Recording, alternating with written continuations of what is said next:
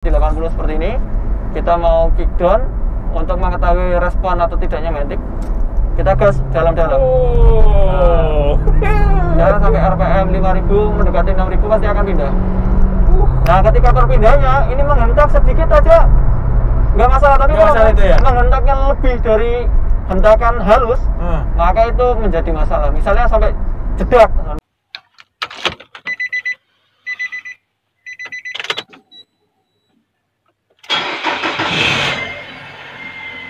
Untuk mobil, ini karena bahan dan juga perbaikan permajaan spare partnya itu lumayan tinggi, ya. Saya ngelepas 87 juta net.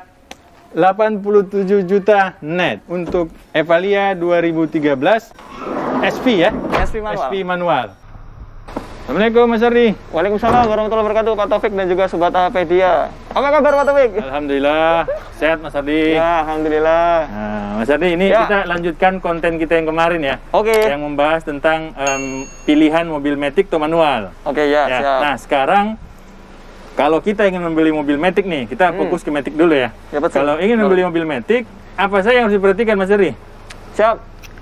Tentunya kita sebelum ini ya masuk ke tipsnya, ya, tentu kita harus tahu dulu nih apa sih matic gitu kan. Betul. Matic itu adalah kita sebut sebagai pemindah daya dari mesin menuju ke roda. Oh iya betul. Itu ada namanya matic, dan itu tanpa harus mengoper-ngoper gigi, memindah-mindah gigi. Cukup pada satu di antara pistonnya saja yang bekerja. Misalnya kalau dia mundur berada di R, ya. R itu bukan racing ya Pak? Ya, bukan, jangan ada yang racing tuh Mas.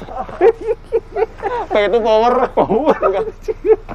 Tapi kalau P di sana ada tulisan P, itu adalah parking. Kemudian ada R itu mundur, reverse ya namanya. Iya. Kemudian N itu adalah netral. Kemudian ada D. Iya. Nah, di sana D itu adalah maju.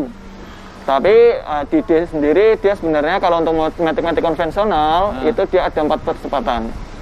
Ada percepatan pertama, kedua, ketiga, kemudian keempat, dan overdrive itu jadi satu di sana. Iya.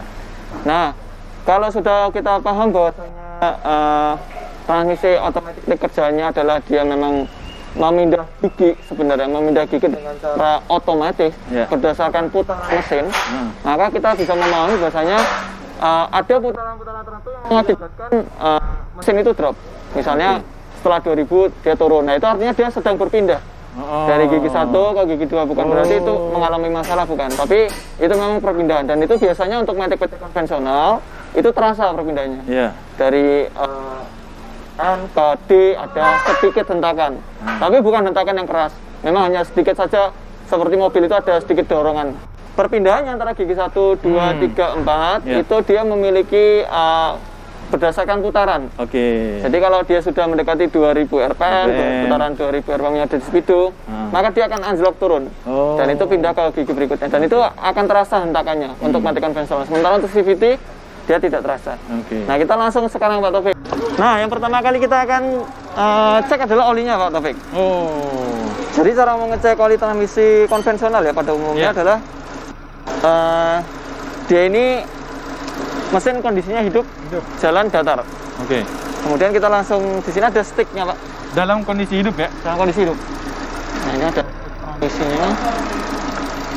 Kita bisa cek. Nah, cara pengecekannya bisa dengan melihat, dibersihkan dulu ya tentunya. Kemudian kita akan cek kapasitasnya.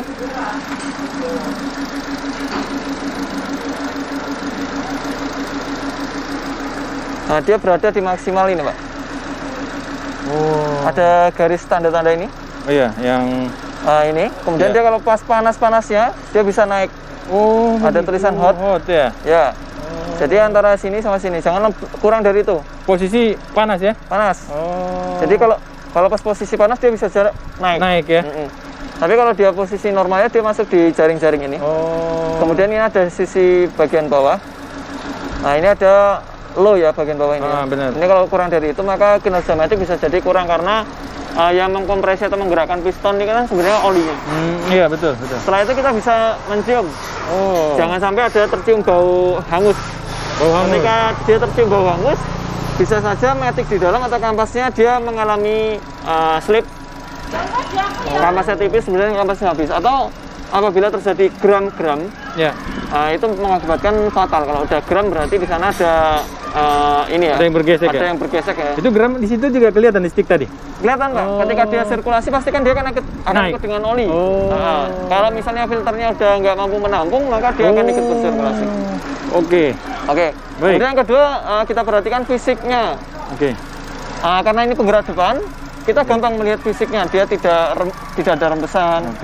Ada beberapa titik poin yang harus kita perhatikan adalah pertama dari sisi atas ya, karena di atasnya sebenarnya ada selang pernafasannya. Di pangkal selang pernafasan ini nggak boleh ada oli. Ini? Ya, di pangkalnya ini turun ke bawah. Itu nggak boleh ada oli. Kemudian kita bisa ngolong ke bawah. Kalau kita ngolong ke bawah itu yang diperhatikan adalah di sekitaran panci.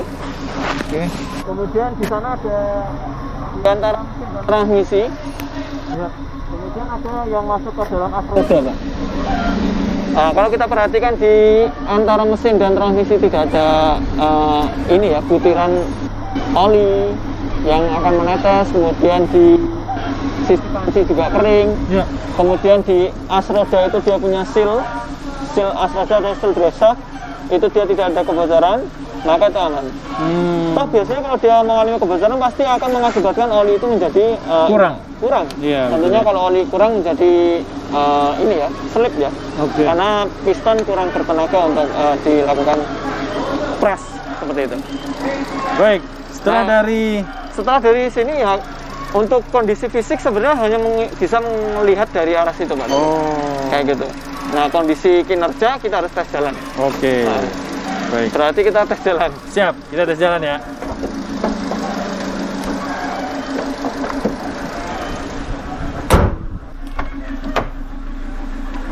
Kita akan tes jalan. Tapi sebelum kita tes jalan, kita sambil ini ya Pak Taufik, sambil refresh dan edukasi juga ke teman-teman sekalian bahwasanya transmisi ini dia memiliki beberapa posisi. Seperti yang tadi saya bilang Pak, P itu parking. Betul. Bukan power ya itu. Jangan. Ini R ini reverse mundur, bukan racing. Bukan racing ya. Ini N itu netral. Kemudian ini ada D, ada 2, ada 1. Nah, kenapa sih di sini selalu ada 1, ada 2? Itu sebenarnya penjelasannya adalah 1 di sini dia fungsinya adalah untuk mengunci supaya RPM setinggi apapun dia tetap berada di posisi 1. Karena kan sifatnya dari Olimatic sendiri dia kan perpindahannya gigi berdasarkan putaran mesin. Apabila dia sudah mendekati 2000 RPM, maka itu mengakibatkan akan pindah ke ininya, gigi berikutnya ya. Tapi dengan adanya 1, 2 seperti ini, dia di lock di posisi 1, biasanya menghadapi tanjakan yang sangat curam sekali. Sehingga kalau dia menggunakan RPM di atas 2000, dia belum mendapatkan power maksimal, tapi sudah berpindah ke gigi berikutnya. Seperti itu, sehingga torsinya menjadi melempem. Nah, kondisi seperti ini apabila kita ingin menghidupkan mobil, tentunya posisinya harus di P atau di N.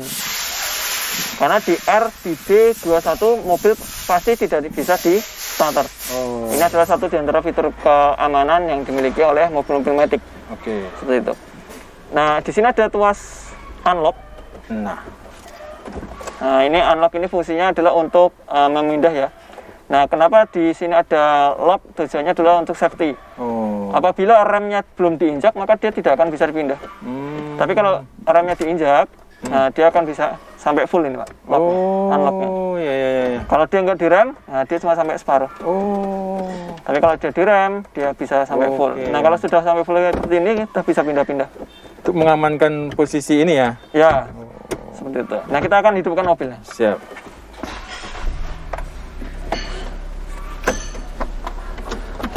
Nah, kita akan tes drive, Pak Taufik. Siap. Di antara tanda Matic sehat adalah ketika dia posisi R seperti ini ya. Maka bodi akan merespon adanya dorongan atau tarikan dari mesin. Seperti ini tadi. Nah, tanpa digas biasanya dia akan mundur sendiri. Seperti itu.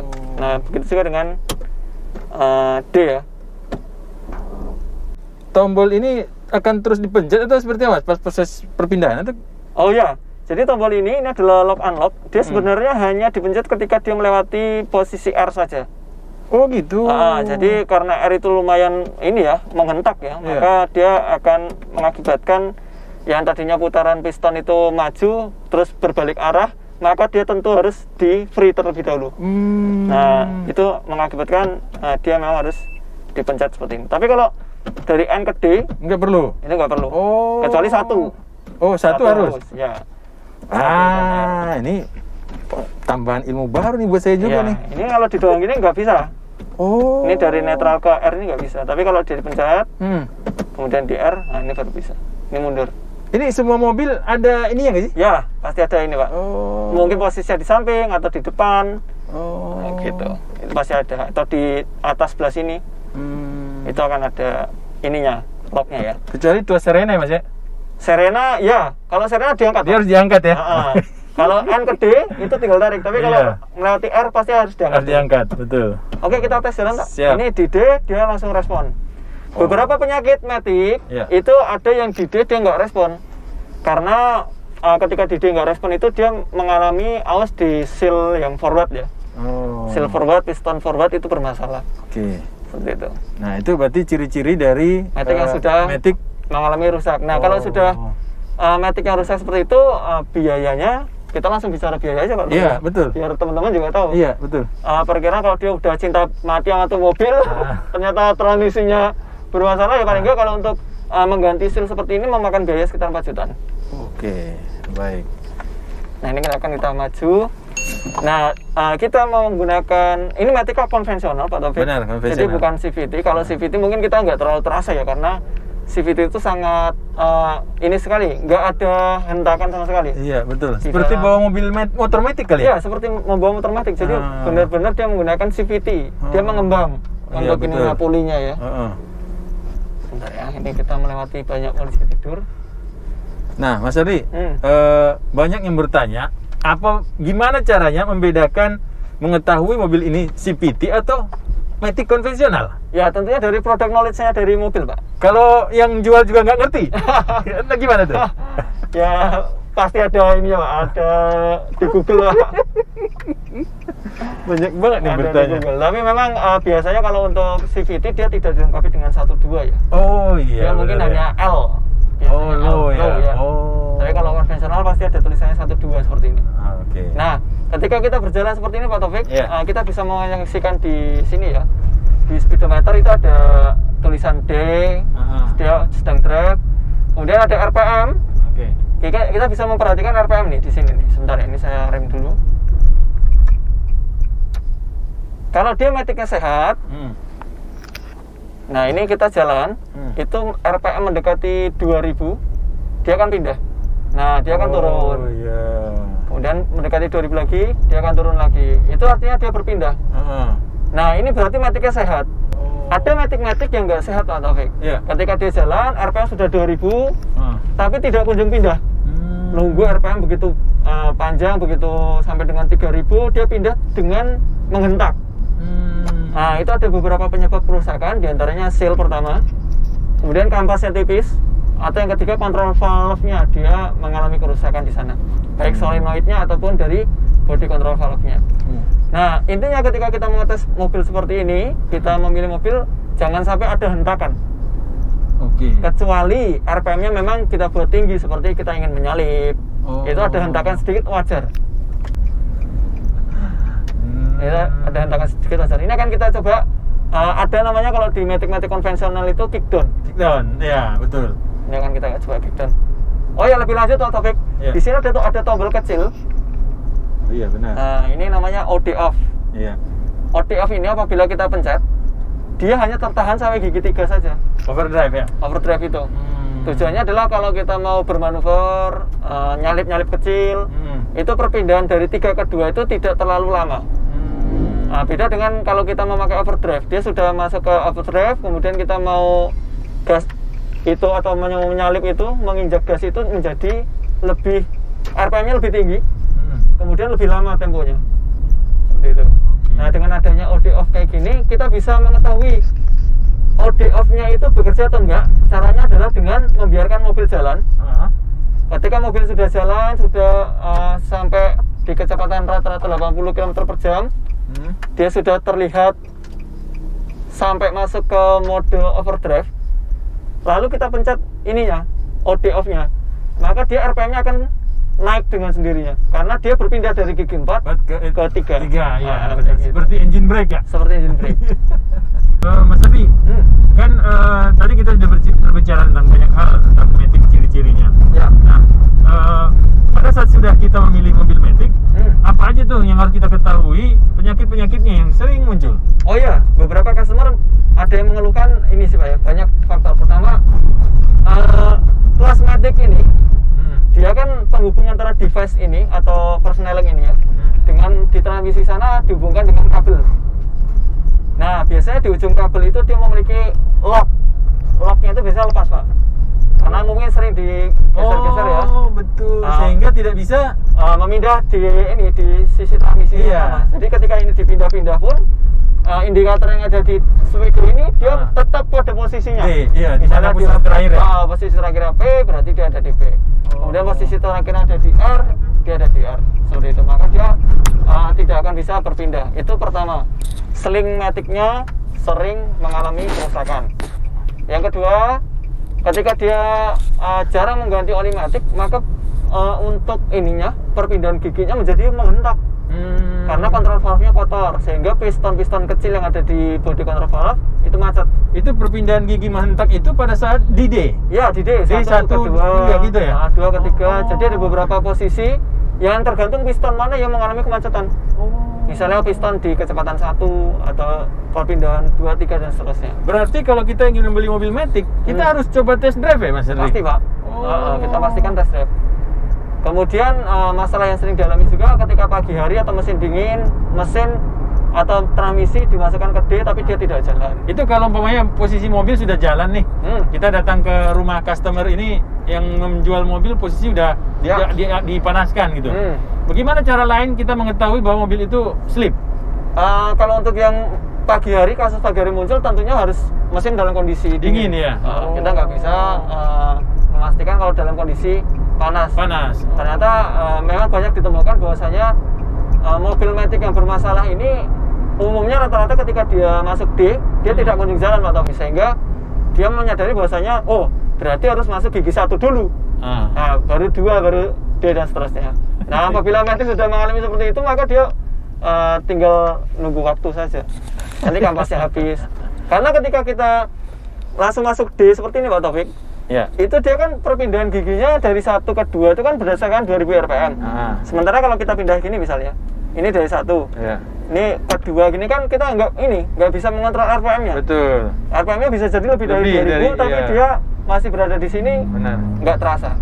Nah, ini baru pindah ke D seperti itu. Ini adalah sesuatu yang salah dalam pengoperasionalan Matic. Jadi penggunaan untuk posisi gigi 2 dan 1 itu bukan untuk proses jalan normal ya? Bukan untuk jalan normal, dia hanya untuk mengunci pada posisi ketinggian yang curam. Oke, berarti pada saat kita menggunakan mobil Matic, biarkan saja dia di posisi D? Di D saja, meskipun dia menanjak, itu jangan kita oper ke 2 atau ke 1. Kalau dia menanjak, cukup kita gas lebih dalam. Maka dia akan pindah sendiri? Seperti itu. Ini kita akan coba kickdown Pak Taufik ya? Siap. Oke. Nah, ini ketika jalan seperti 80 seperti ini, kita mau kickdown. Untuk mengetahui respon atau tidaknya Matic, kita gas dalam-dalam. Jalan sampai RPM 5000 mendekati 6000 pasti akan pindah.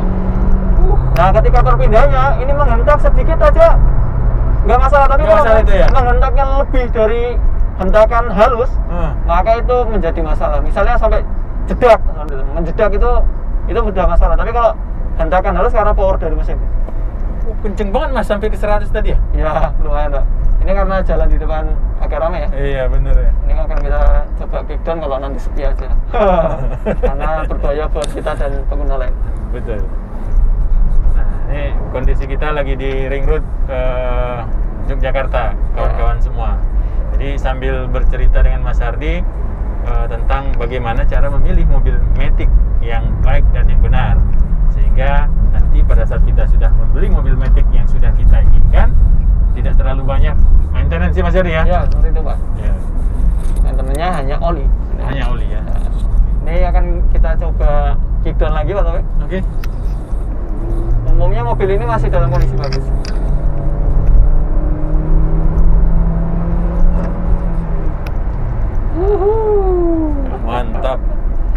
Dia kalau di kickdown kayak gitu, posisi untuk pergantian giginya sampai RPM berapa, Mas? Biasanya 5.000 sampai 6.000, Pak. Nah, 5.000 sampai 6.000. Biasanya kalau udah over dari 6.000 itu diantara indikasi kampas tipis. Oh, malah ini indikasi rusak berarti ya? Jadi RPM sampai tinggi cuma dia hanya mengang saja, kecepatan tidak bertambah. Nah, itu adalah satu diantara kampas tipis. Namanya slip, Pak. Slip.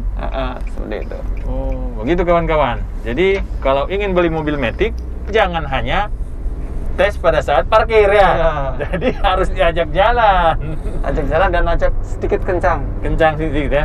Kalau dia normal, dia tidak mengalami masalah untuk perpindahan giginya. Itu posisi kita tadi kickdown itu dalam OD atau tidak OD, Mas? Sebenarnya OD dan tidak OD itu sesuatu yang sama hasilnya, Pak. Sama hasilnya saja kalau OD off-nya atau OD off-nya itu nyala atau hanya sampai gigi 3, dia lebih cepat naik untuk ininya, untuk turunnya ke gigi 2. Oh iya, betul. Jadi dari 3 ke 2-nya itu lebih cepat. Jadi lebih tinggal mainkan di gas aja berarti ya? Iya, seperti itu.